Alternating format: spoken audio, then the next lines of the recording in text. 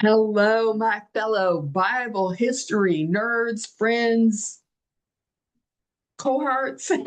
Welcome to episode 51 of the Bible as History with your host, the Judith, where we are deep diving into Daniel chapter 11. And this is part 3. So if you haven't watched part 1 and part 2, go back and watch them. They're the episodes prior to these. So in those episodes, we are now up to the years 323 to 175 BC. And just a reminder, in BC, the years go down. We saw in this last episode of part 2 how the king of the south lost Judea to the king of the north, the Seleucid Empire, yes, the Greeks of the Hellenistic period, and they are now reigning and ruling. However, we've started to see the rise of the Roman Empire. And so in our original first episode, I recapped Daniel chapter 7 and chapter 8 and talked about the animals that Daniel saw.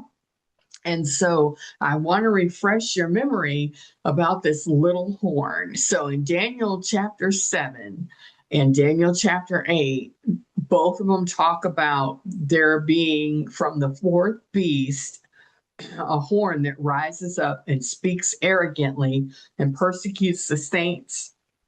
It arises from one of the four Greek horns and grows into a powerful attack. And it's an arrogant king who blasphemes God, persecutes his people, ultimately just is destroyed by divine intervention.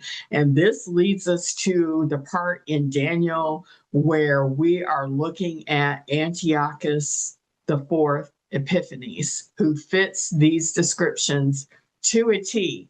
However, this is a double prophecy of things to come. And I'm going to talk about that in episode 4. So for now, or I'm sorry, in part 4, for now, we're going to focus on the rest of Daniel chapter 11, picking up from the the end of the Seleucid Empire and Antiochus the fourth Epiphanes. So I'm going to pick up with verse 21, and this takes us roughly to 175 to 164 BC, that time frame. So here's the prophecy from Daniel chapter 11. And in his estate shall stand up a vile person to whom they shall not give the honor of the kingdom, but he shall come in peaceably and obtain the kingdom by flatteries. And with the arms of a flood shall they be overthrown from before him and shall be broken. Yea, also the prince of the covenant. And after the league made with him, he shall work deceitfully, for he shall come up and shall be strong with a small people. He shall enter peaceably even upon the fattest places of the province, and he shall do that which his fathers have not done, nor his fathers' fathers. He shall scatter among them the prey and spoil and riches. Yea, and he shall forecast his devices against the strongholds, even for a time. And I'm down to verse 25. And he shall stir up his power and his courage against the king of the south with a great army. And the king of the south shall be stirred up to battle with a very great and mighty army, but he shall not stand, for they shall forecast devices against him. Verse 26, yea, they that feed of the portion of his meat shall destroy him, and his army shall overflow, and many shall fall down. In verse 27, and both these kings' hearts shall be to do mischief, and they shall speak lies at one table, but it shall not prosper, for yet the end shall be at the appointed time. So, in 192 through 188 BC, Rome, because of the battle, takes over the Seleucid Empire. So Rome imposes on the Seleucid Empire the Treaty of Apamea. And in it, this treaty, Antiochus III was forced to succeed all territories in Europe and Asia Minor west of the Taurus Mountains. And the lands that were there were also granted to some of the Roman allies, primarily Pergamum and Rhodes. And this created a buffer zone of client states that blocked the Seleucid Empire from having any access to the Aegean Sea. They were also ordered to pay massive war indemnity of 15,000 talents of silver over a 12-year period. And this drained the royal treasury. So they started going and raising taxes and plundering temples, which fueled internal instability. And as we learned last week, which caused Antiochus III to be killed as he was trying to pillage a temple of Baal. The treaty limited the Seleucid navy to just 10 ships. It banned the use of their war elephants and prohibited them to recruit mercenaries from any of the Roman-controlled territories. So their ability to defend themselves is pretty much neutralized. And then as a guarantee of the compliance, Antiochus III had to surrender 20 high-ranking hostages. And in that group included his younger son, who we know as the future Antiochus IV Epiphanes. Every 3 years, the hostages were to be rotated. And somewhere in all of that, historians believe that the Roman Senate deliberately, so that they could control the Seleucid Empire and not have it rise up again, swapped Demetrius, the oldest son and brother of Antiochus IV, and also the legitimate heir to the Seleucid throne. They swapped him with Antiochus. And their thinking was that a younger Antiochus IV would be more subservient to the Roman demands. And yet Demetrius, the heir to the throne, was too strong and too old, and not old as in too aged, old enough that he would know how to fight back, whereas this younger one wouldn't. So they swapped them out. So we have Demetrius in Rome and we have Antiochus running free. So the rightful heir to Seleucid IV's Philopator's throne was his infant son, also named Antiochus. But while he was absent, it was Demetrius I. And while this infant was a baby, and Demetrius I is a hostage in Rome. So Antiochus IV is running free, and with military support from Eumenes II in Pergamum, he goes up to Syria. He defeats Helidorus and proclaims himself co-regent with his infant nephew, the Antiochus, who was the rightful heir to the throne, the son of Seleucus IV.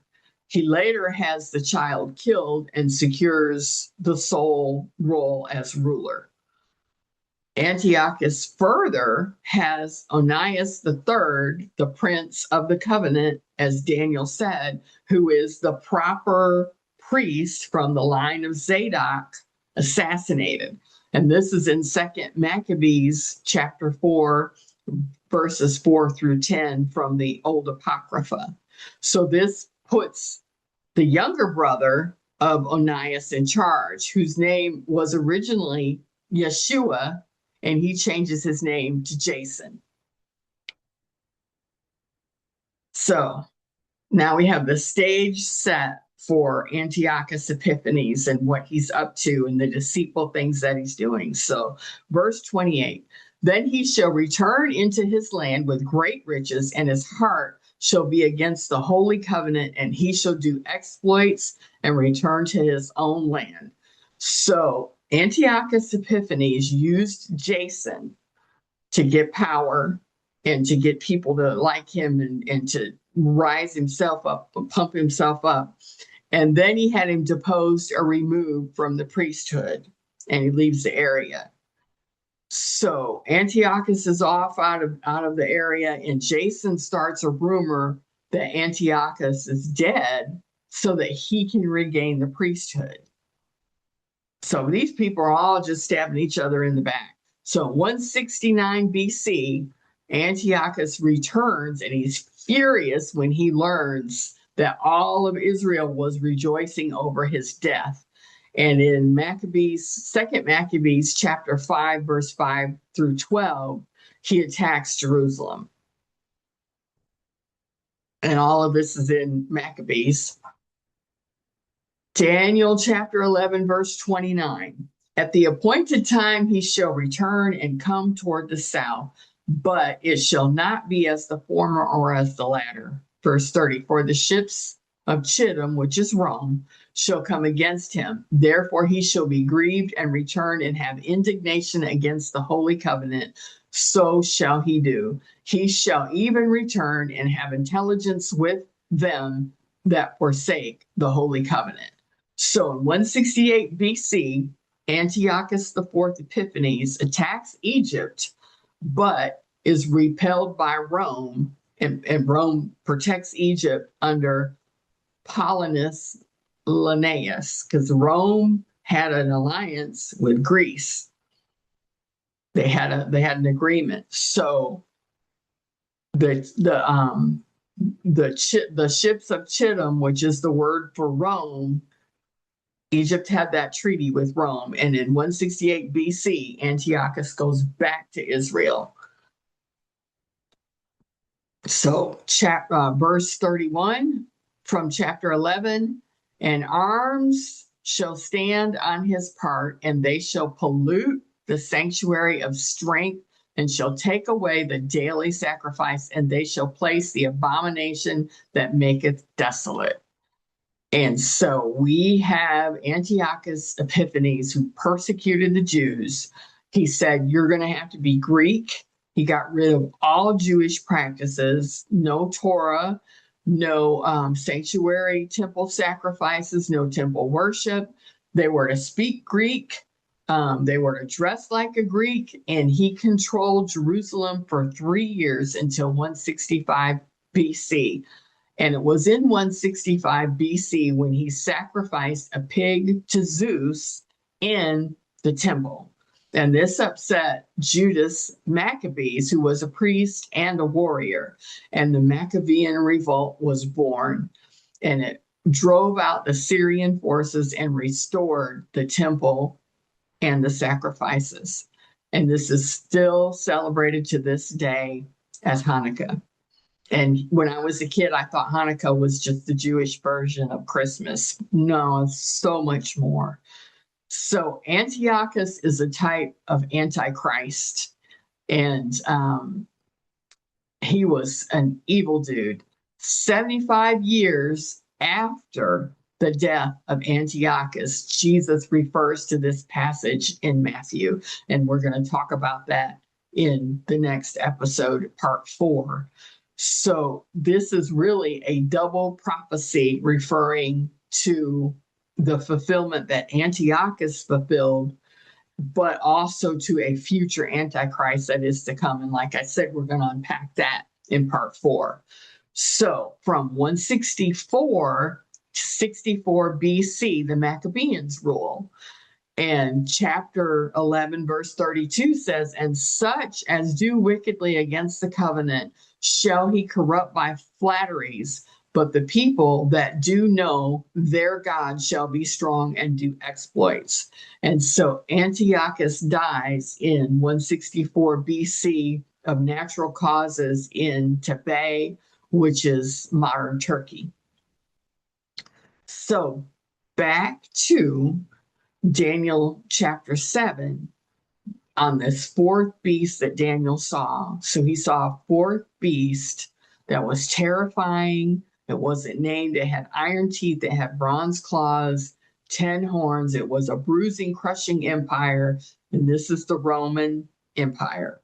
So from 64 BC to 1948, we had part of this time Israel was completely ruled and reigned by Roman occupation. So this is by 64 BC, and during the time of Christ, we know Rome was there. We know in 70 AD, Rome sacks the temple. And then we know there's the diaspora. So that's what the rest of this is covering. So verse 33 says, and they that understand among the people shall instruct many, yet they shall fall by the sword and by flame, by captivity, and by spoil many days. So in 64 BC, General Pompey conquers Israel by the sword. And the Sadducees and the Pharisees rise up and take control. The Essenes flee to the caves. Jesus comes and is crucified, as Daniel prophesies in chapter 9. And of course, as I mentioned, in 70 AD, Rome destroys the temple. So Daniel 11, chapter 11, verse 34. Now when they shall fall, they shall be hoplin with a little help, but many shall cleave to them with flatteries. Verse 35, and some of them of understanding shall fall to try them and to purge them and to make them white, even to the time of the end, because it is yet for a time appointed. So we have Israel rejects the Messiah, and most of the Jews now are following the Sadducees and the Pharisees. And the few Jews that did convert to following Jesus fall back into the Pharisee doctrine, and some of them actually fall into the Gnosticism doctrine. But the wise followed the Messiah, and that's what Daniel is referring to. In AD 75, the age of Torah ends. So everything is broken down into an age, and the next age is the age of grace, or the age of the church, which is the age that we are living in now, based on many writings, the Dead Sea Scrolls. There's so many different writings about how we are really living in ages. So you have to be careful when you're reading in the Word and it says at the end times or the end of the age. A lot of people want to assume that's the end of our time, and it's not. It's the end of the time when this is written, unless it is specifically called out for a latter time, which we see that in the Word also. So we have the age of Torah ending in AD 75. In AD 132, we have the Bar Kokhba rebellion that fails, and this causes all of the Jews to be kicked out of Israel. And the nation of Israel is dissolved, and the prophecy of the fall of Israel is fulfilled. The many days in verse 33 become 1,816 years, because Rome kicked out the Jews in AD 132, and in 1948, Israel became a nation again, and the Jews came back. And the rest of chapter 11 is believed to be prophecy for future events after 1948. So that wraps us up and brings us into what's next for Daniel's prophecies and what's next that he's prophesied. So we're going to talk about that in the very next episode, episode 52, and it will be part 4 of Daniel chapter 11. Thank you for sticking it out with me as we deep dived into Daniel. We're almost done, but in the meantime, as I always love to say, I love you, Jesus loves you, and go and have a wonderful rest of your week. Bye-bye.